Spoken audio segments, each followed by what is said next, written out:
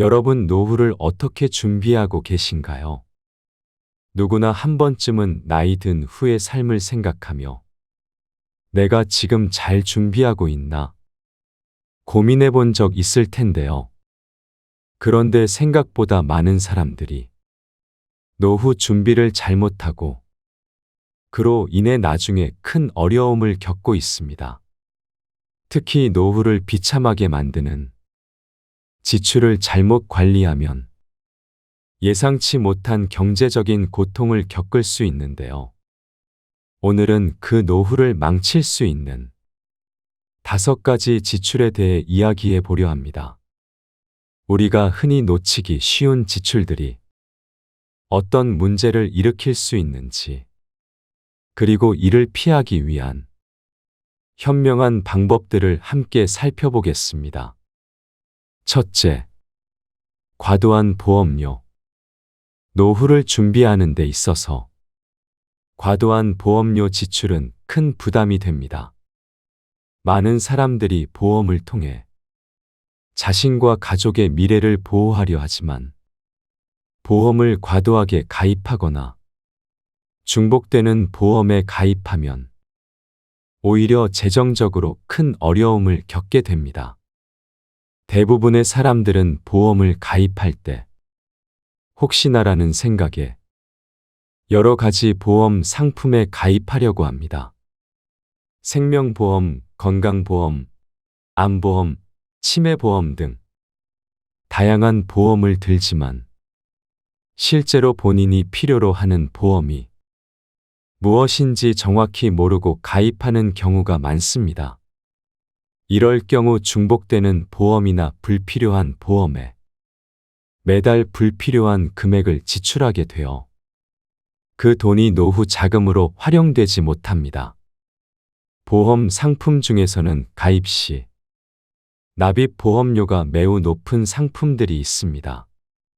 물론 이러한 상품은 보장 범위가 넓거나 보험금이 크지만 한 달에 고액의 보험료를 지출하면 매달 재정적인 압박을 받을 수밖에 없습니다. 특히 경제적 여유가 부족한 노후 세대에게는 그 부담이 더욱 커질 수 있습니다. 보험료를 과도하게 지출하면 그만큼 다른 필수적인 재정적인 지출을 할 수 없게 됩니다. 보험료가 매달 많이 빠져나가면 그 돈을 투자나 저축으로 돌리지 못하고 결국 재정적으로 힘든 상황에 처할 수 있습니다. 결과적으로 노후에 필요한 자금을 충분히 확보하지 못해 경제적 어려움에 직면할 위험이 커집니다. 과도한 보험료를 지출하는 것보다 자신에게 필요한 보험만 골라서 가입하는 것이 중요합니다. 보험 전문가와 상담하거나 자신이 가입한 보험 상품을 점검하여 불필요한 보험을 해지하거나 납입 금액을 줄이는 방법을 모색하는 것이 좋습니다. 여러 보험에서 비슷한 보장을 받는다면 일부 보험은 해지하고 다른 보험을 통해 더 효율적으로 관리할 수 있습니다.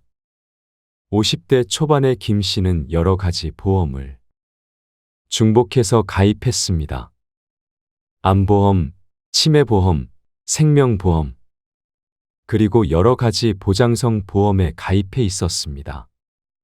그러나 실제로 그는 특별히 치료가 필요한 질병이나 상황이 없었고 대부분의 보험은 중복된 보장을 제공하고 있었습니다.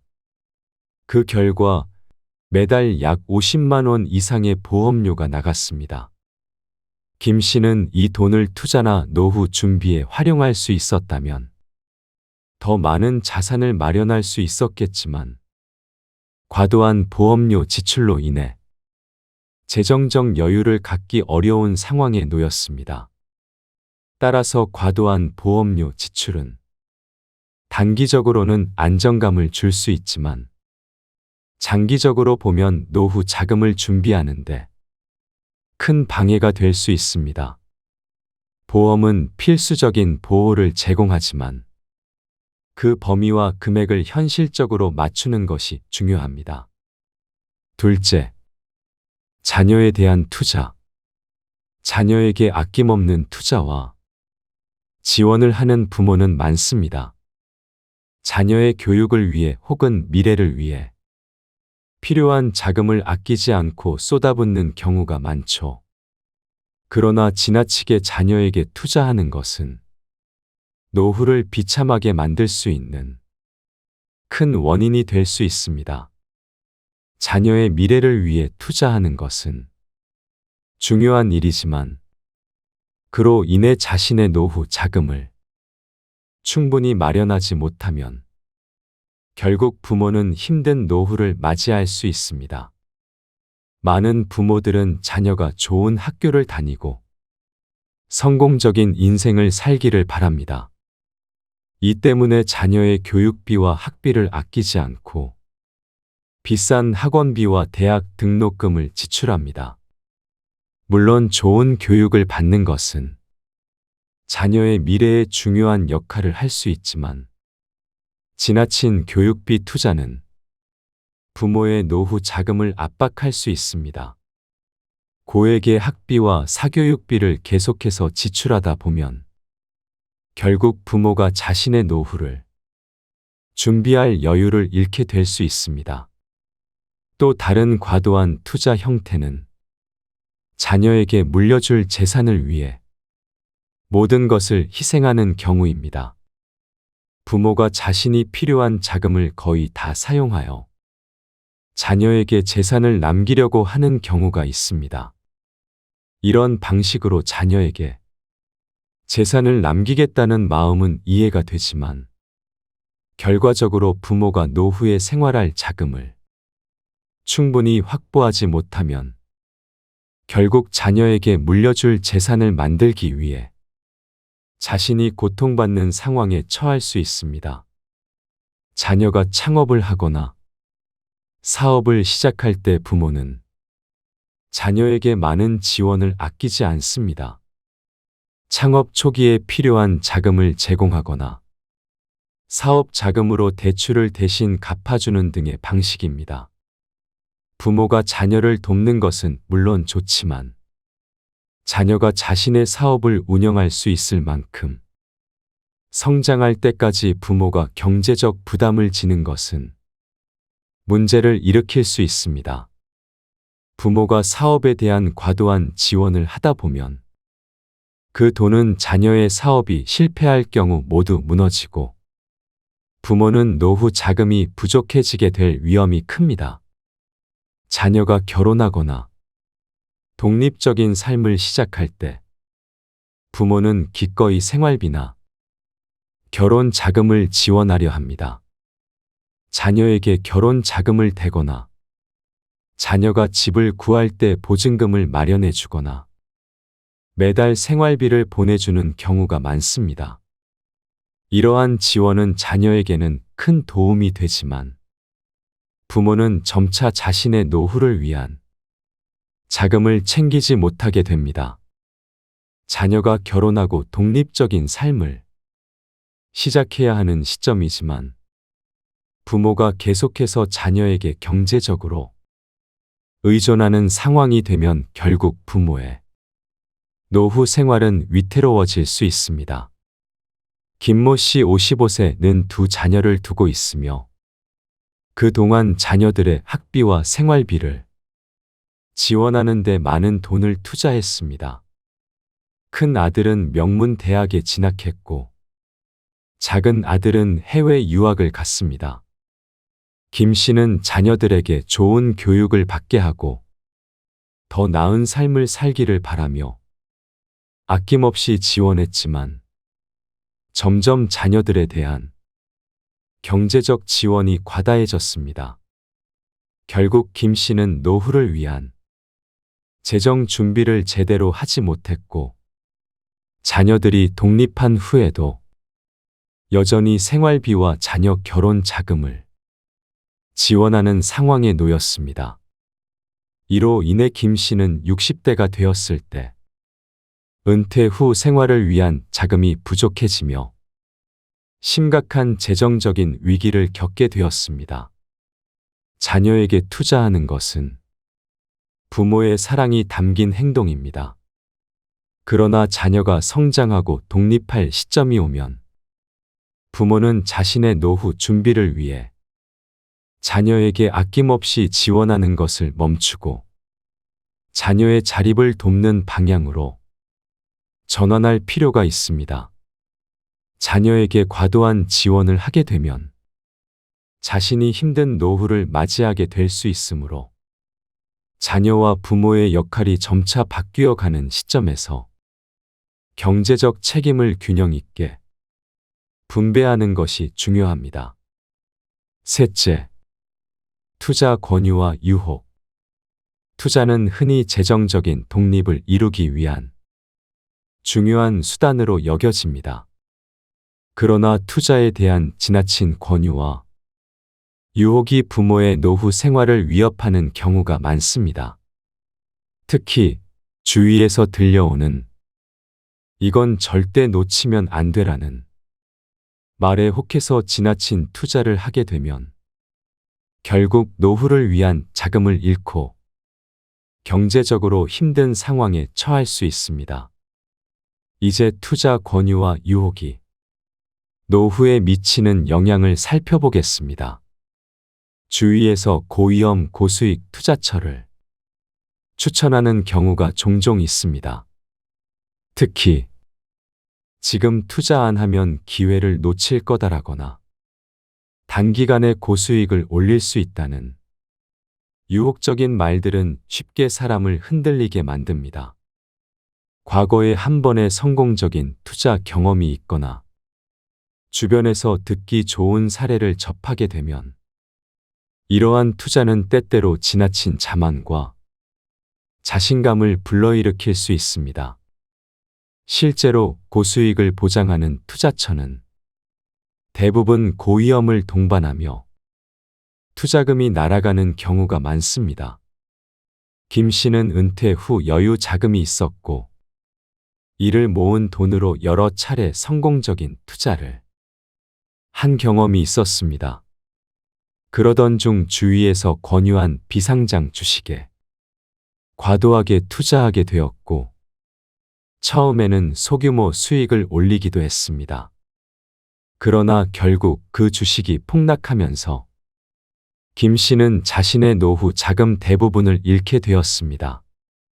이 경험을 통해 고수익을 추구하는 무리한 투자는 노후 자금을 위협할 수 있음을 깨닫게 되었습니다. 많은 사람들이 투자와 관련된 기회나 정보를 지인들로부터 받는 경우가 많습니다. 특히 친구나 친척, 회사 동료들로부터 "이거 좋은 기회야라며 투자에 참여하라고 유혹을 받으면 이를 놓칠 수 없다는 압박감을 느끼게 됩니다. 처음에는 소액이라도 한번 해보자는 마음으로 시작하지만 점차 그 금액이 커지면서 자칫 큰 금액을 잃을 위험이 커집니다. 박모 씨는 친구의 권유로 부동산 투자 모임에 참여하게 되었고 그 모임에서 소개받은 부동산 투자처에 상당한 금액을 투자했습니다. 초기에는 좋은 수익을 올리기도 했지만 시간이 지나면서 투자처의 실체가 불확실해지고 가격이 떨어지자 박 씨는 큰 손해를 입었습니다. 결국 그는 과도한 투자의 결과로 노후 자금을 대부분 잃게 되었고 재정적으로 심각한 위기를 맞게 되었습니다. 주위에서 성공적인 투자를 했다는 사람들의 이야기는 매우 유혹적입니다. 친구가 최근에 부동산으로 큰 돈을 벌었다.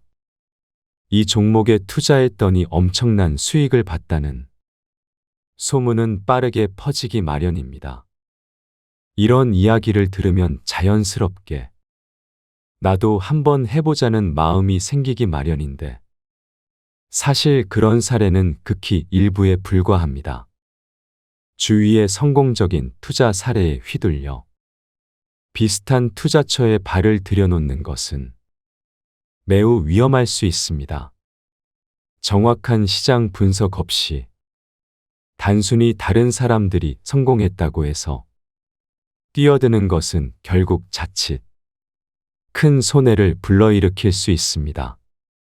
이모 씨는 친구가 큰 돈을 벌었다는 이야기를 듣고 그와 비슷한 부동산 프로젝트에 투자하기로 결심했습니다. 그러나 시장의 흐름과 그 프로젝트에 대한 구체적인 분석 없이 투자에 뛰어들었던 이 씨는 결국 큰 손실을 보고 말았습니다. 그의 노후 자금은 거의 모두 사라졌고 이로 인해 그의 삶은 더욱 불안정해졌습니다. 새로운 투자 트렌드는 빠르게 변화합니다. 오늘은 비트코인, 내일은 NFT, 후일에는 친환경 기업의 주식에 투자하라는 이야기들이 쏟아집니다. 이렇게 자주 바뀌는 트렌드에 휘둘리면 오히려 자금을 분산시키고 장기적인 안목에서의 투자가 아닌 단기적인 유행에 따라 투자를 하게 됩니다. 이런 투자 방식은 대체로 큰 리스크를 동반하며 신중한 계획 없이 투자할 경우 손실을 입을 확률이 높습니다. 이 경우 많은 사람들이 이건 지금 투자하지 않으면 후회할 것 같다는 압박을 느끼고 트렌드에 따라 투자 결정을 하게 되지만 결국 시장의 변동성과 예측 불가능한 상황에 의해 많은 사람들이 손실을 겪습니다. 김상훈 씨는 비트코인이 급등할 때 이 기회를 놓칠 수 없다며 투자를 시작했으나 비트코인 가격이 급락하면서 많은 자산을 잃었습니다. 이 경험은 그에게 너무나 큰 교훈이 되었고 이후에는 유행을 좇지 않고 신중하게 투자를 하게 되었습니다. 넷째, 경조사비. 경조사비는 결혼식, 돌잔치, 장례식 등 중요한 가족 행사나 사회적 행사에 대해 주는 금전적인 지원입니다. 이 돈은 대개 전통적인 예의나 의례로 여겨지지만 지나친 경조사비 지출은 노후를 위협할 수 있습니다. 경조사비가 노후 재정에 미치는 영향은 생각보다 크며 제대로 관리하지 않으면 심각한 재정적 부담을 초래할 수 있습니다. 경조사비는 전통적으로 예의에 맞게 적절히 지출해야 한다는 사회적 압박이 큽니다. 특히 친척이나 가까운 친구, 동료들의 결혼식이나 장례식에서는 어떤 금액을 내야 할지 고민하게 됩니다. 그럴 때 많은 사람들이 다른 사람들이 얼마나 내는지 자기보다 적게 내면 안 될 것 같아 하는 마음에 과도하게 많은 금액을 내게 되는 경우가 많습니다. 이럴 경우 자신의 노후를 위한 재정 계획을 소홀히 하게 되며 장기적으로 경제적으로 큰 부담이 될 수 있습니다. 김영희 씨는 대가족이기 때문에 친척들의 결혼식이나 돌잔치, 장례식에서 빠지지 않고 큰 금액을 경조사비로 냈습니다. 한 해에 결혼식 5번, 돌잔치 2번, 장례식 1번, 그리고 그 외에도 여러 행사에 경조사비를 지출하면서 어느새 본인의 재정에 큰 영향을 미쳤습니다. 결국 김 씨는 은퇴 후 경조사비로 인해 부족한 생활비에 고충을 겪게 되었고 이로 인해 노후를 준비하는데 큰 어려움을 겪게 되었습니다. 경조사비는 타인과의 관계에서 예의가 중요한 부분이지만 자신의 재정적 상황을 고려해야 합니다. 적절한 범위 내에서 경조사비를 관리하는 것이 중요합니다. 지나치게 많이 쓰기보다는 본인의 경제적 상황에 맞춰 계획적으로 지출해야 합니다. 예전에 알고 지냈던 친구나 직장 동료들이 갑자기 결혼식을 올리거나 큰 행사를 할 때 그때마다 모두에게 똑같이 해줘야 한다는 강박에서 벗어나는 것이 중요합니다. 다섯째, 무분별한 영양제. 영양제는 현대인들에게 건강을 유지하거나 개선하려는 목적으로 많이 소비되는 제품입니다. 특히 바쁜 일상과 불규칙한 식습관을 해결하고자 하는 사람들에게 영양제는 빠르고 간편한 해결책처럼 보입니다. 하지만 무분별하게 영양제를 섭취하는 것은 오히려 건강에 해를 끼칠 수 있으며 특히 노후에는 그 부작용이 더욱 심각할 수 있습니다. 노후에 접어들면서 건강에 대한 걱정이 커지기 때문에 많은 사람들이 다양한 영양제를 섭취하게 됩니다. 비타민, 칼슘, 오메가-3 홍삼, 콜라겐 등 여러 가지 영양제를 한 번에 복용하는 경우가 많습니다. 내가 이 영양제를 먹으면 건강이 좋아질 거야 라는 생각에 섭취를 시작하지만 과다 복용은 오히려 건강을 해칠 수 있습니다. 일부 영양제는 과다 섭취 시 체내에 축적되어 부작용을 일으킬 수 있기 때문입니다. 지용성 비타민 A, D, E, K 등은 과다 섭취 시 체내에 쌓여서 심각한 건강 문제를 일으킬 수 있습니다. 노후를 준비하면서 많은 사람들은 체력과 면역력을 높이기 위해 영양제를 찾습니다. 그러나 영양제를 지나치게 의존하게 되면 올바른 식사와 운동, 충분한 수면과 같은 기본적인 생활 습관을 무시하게 됩니다. 영양제는 보조적인 역할을 해야 하는데 이를 대체하려는 의존적인 태도가 문제가 될 수 있습니다. 영양제만으로는 부족한 영양소를 채울 수 없으며 올바른 식단과 생활 습관이 뒷받침되어야 효과를 볼 수 있습니다. 과도한 영양제 섭취로 인해 식습관을 소홀히 한다면 건강이 오히려 더 나빠질 수 있습니다. 많은 사람들이 영양제를 구매할 때 광고나 주변 사람들의 추천을 기준으로 선택합니다. 그러나 개인의 체질이나 건강 상태는 매우 다르기 때문에 전문가의 조언 없이 자가 판단으로 영양제를 섭취하는 것은 위험할 수 있습니다. 고혈압이나 당뇨병, 신장 질환 등이 있는 사람은 특정 영양제를 섭취할 때 주의가 필요합니다. 영양제는 몸에 도움을 줄 수 있지만 그 효능은 개인마다 다르고 잘못된 선택이나 과잉 섭취는 오히려 해가 될 수 있습니다. 무분별한 영양제 소비는 경제적으로도 부담이 될 수 있습니다. 특히 노후를 준비해야 하는 시점에서 불필요한 지출은 피해야 합니다. 영양제의 가격은 종종 상당히 비쌉니다. 많은 사람들이 한번 시작한 영양제를 중단하지 못하고 계속 구매하게 되는데 이 경우 비용이 빠르게 늘어날 수 있습니다. 자신의 건강 상태에 맞지 않는 영양제를 섭취하는 것은 금전적으로도 낭비가 될 뿐만 아니라 몸에 좋지 않은 영향을 미칠 수 있습니다. 영양제를 섭취하려면 먼저 자신에게 어떤 영양소가 부족한지, 어떤 영양제를 섭취해야 하는지를 정확히 알아야 합니다. 이를 위해서는 의사나 전문가의 상담을 받는 것이 중요합니다. 영양제를 복용할 때는 정해진 복용량을 지키고 식사와 함께 섭취하는 것이 바람직합니다. 너무 많은 양을 섭취하는 것보다 필요한 만큼 적정량을 섭취하는 것이 건강에 더 좋습니다.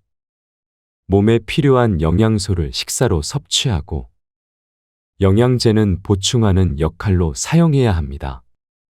노후를 비참하게 만드는 지출 5가지에 대해 알아봤습니다. 결국 노후의 재정적 안정은 지금부터 어떻게 관리하느냐에 달려 있습니다.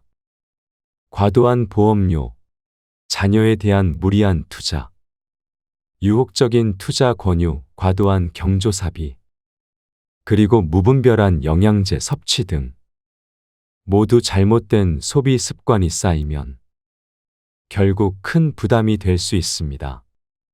중요한 것은 자신에게 맞는 소비 패턴을 찾고 계획적으로 관리하는 것입니다.